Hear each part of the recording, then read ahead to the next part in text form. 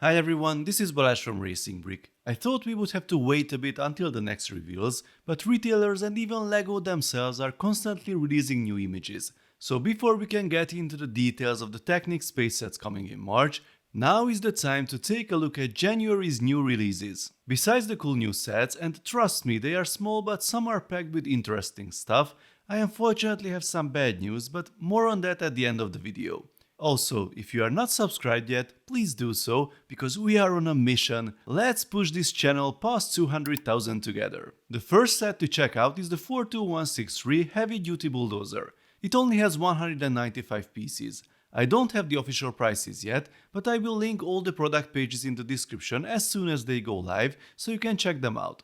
According to other sources, it will be a 10 euro set. This is a fairly simple model. As you can see on the back of the box, the gear on the top raises and lowers the blade on the front, which seems to be the only function here. The use of the red clutch gear for the tracks is something new. I don't think I've ever seen that in an official set. The next one is the 42164 Off-Road Race Buggy. This has 219 pieces for 16 euros. I really like the color scheme, and if we take a closer look at the back of the box, we have a surprising number of features. It doesn't have a hand-of-God steering knob, but can be steered by tilting the whole body, pretty cool. It has suspension at the rear, doors that open, and even a tiny fake engine at the back. Here are a few more photos of it in action, it looks great, and bonus points again for the different tires front and rear. The next set is the 42166 Neo McLaren Extreme E race car with 252 pieces for 27 euros. The body shaping is pretty good for this one, but as a pullback car it really can't do anything else. Now it gets even more exciting. This is the 42167 Mack LR electric garbage truck, 503 pieces for 35 euros. This looks like an excellent little set with lots of functions. There is a grabber on the side that can also lift the garbage can, which is operated with the gear on the other side. The whole bed can also be tilted with the orange lever below. And we have hand-of-God steering with the knob on the top. Here we see a bit more of the mechanism. I'm really looking forward to building it. One thing to note though, LEGO still can't make white stickers that match the color of the plastic unfortunately. And last but not least, the 42168 John Deere 4700 forage harvester. With 559 pieces for 43 euros, it's clearly the highlight of the January wave, and I'm not even that much into heavy machinery.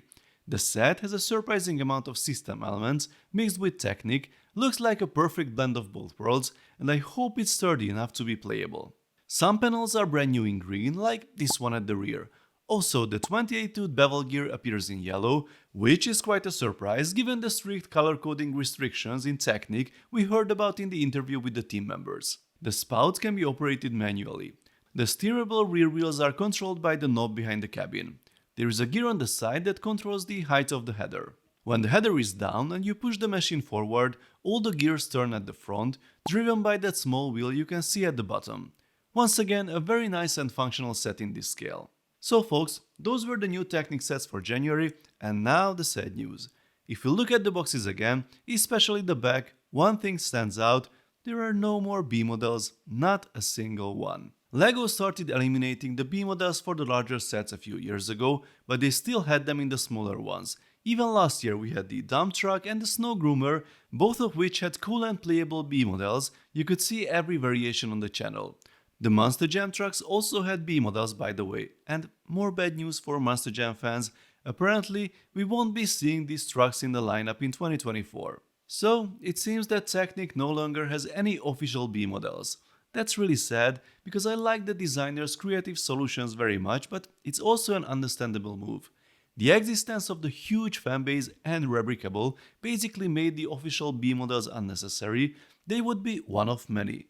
For every Technic set, regardless of size or shape, there are several excellent and creative B models on the side, developed constantly, so I guess the managers at LEGO decided to dedicate the designers' time and resources into new models instead of making official alternatives. I think this might end up being a win-win situation, but I'm still a bit sad to see the end of an era, because I really enjoyed building some of the official B models back in the day. So, what do you think, folks?